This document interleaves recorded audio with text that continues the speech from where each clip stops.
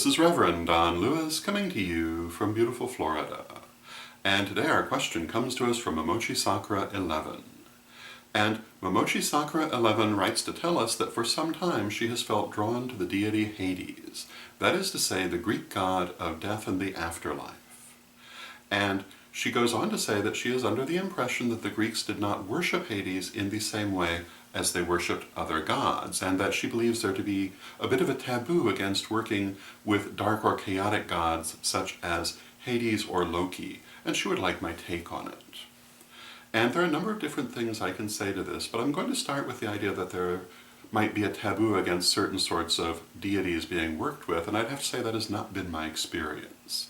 I will say that in certain circles it may be true, and certain people may have this preference, certain groups may have this preference, but I've known many people who worked with deities who might be associated either with death or chaos, such as Hades or Loki, and had no problems whatsoever, and in fact had very rewarding relationships with them as patron deities. So I would not let that bother you.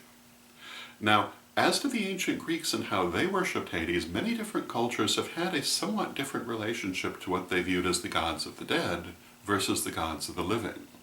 But unless you're a member of that culture, I'm not sure it's really relevant. And I would have to say that we are not the ancient Greeks. We cannot become the ancient Greeks, and I think that we have to be a little bit careful about trying too hard to imitate the ancient Greeks in matters where we have at best incomplete understanding. And even if we had complete understanding, we are not living in their world, and we do not necessarily understand the forces that shaped their point of view. And even if we did, we're rather foolish to ignore the world that we are ourselves living in. I think it's wonderful to draw inspiration from ancient religions, even to the point of trying to recreate some of their practices. I think it's very foolish to try to deny who we are as a contemporary people. For me, at least, the paganism that I practice is a contemporary religion rooted in very ancient things. The worldview I deal with is my own contemporary worldview, and the needs that my spirituality must fulfill are those of a 21st century person. And I really don't see how you can pursue it in a different way, though I know there are people who try, and you'd have to talk to them about that. It's not my place to judge their spirituality, but if you come to me with a question, it will be grounded in this point of view, that we're inspired and informed by the past, but grounded in the present and in the future. And when it comes to a patron deity, my attitude is that if it is a deity, then it transcends space and time. Regardless of where it comes from, regardless of what has been the case in the past, a deity is an independent agent, just as a person is. And I often say that for me to think of something as a deity, it must be greater than I am myself. If it's lesser than myself, it's not a deity. And I can go to different places and change my patterns of behavior, so certainly a deity must be able to do so as well. So what was the case 2,000 years ago, though it may have some relevance, certainly cannot be expected to limit a deity, because what happened 20 years ago does not limit me in my actions. So how could something that happened 2,000 years ago limit a deity in its actions? A deity must have at least as much free agency as a person, if not more.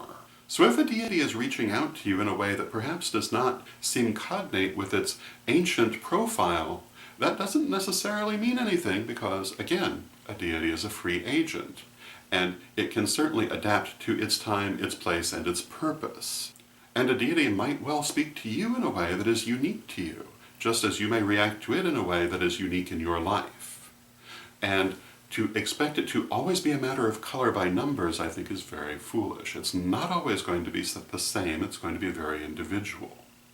So, if you're feeling drawn to Hades, I would say that Hades probably is trying to create a patron relationship with you, trying to come into your life for some purpose, either because the energies in your life at this time are in sympathy with the energies of that deity, or because you need the energies of that deity for balance.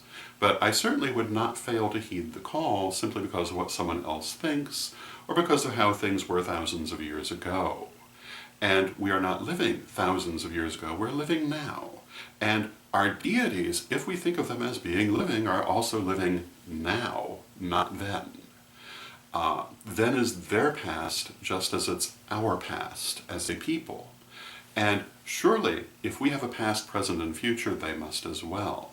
And if we have free agency, they must as well. And so to think that a deity is a fly in amber, I think is extremely disrespectful to a deity. And if something is a fly in amber, then I'm not sure what we'd call it, but deity is not the appropriate word. Moreover, if you look at ancient cultures, you will notice that even within the context of those cultures, their deities were not flies in amber.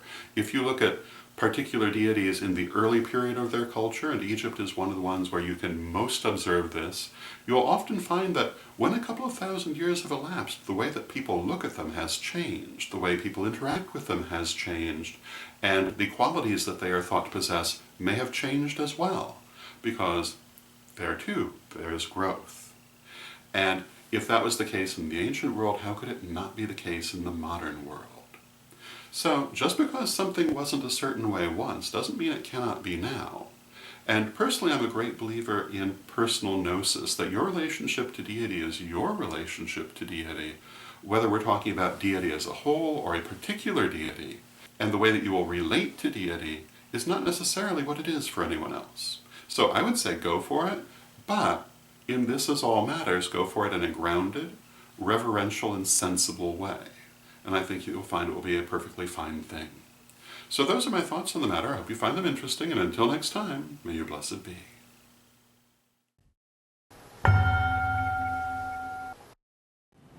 Hello, this is Reverend Don Lewis coming to you from witchschool.com. Are you looking for the best in pagan and magical education? With more than 12,000 pages, witchschool.com is like having your own personal library with individual learning assistants to help you study. And Witchschool's Anyone, Anytime, Anywhere education system is available any place on Earth, anywhere you are and anytime you want it, as long as you have an internet connection. Witchschool's lifetime memberships are a great value. They really do last a lifetime. They've been there for years and they'll be there for years to come.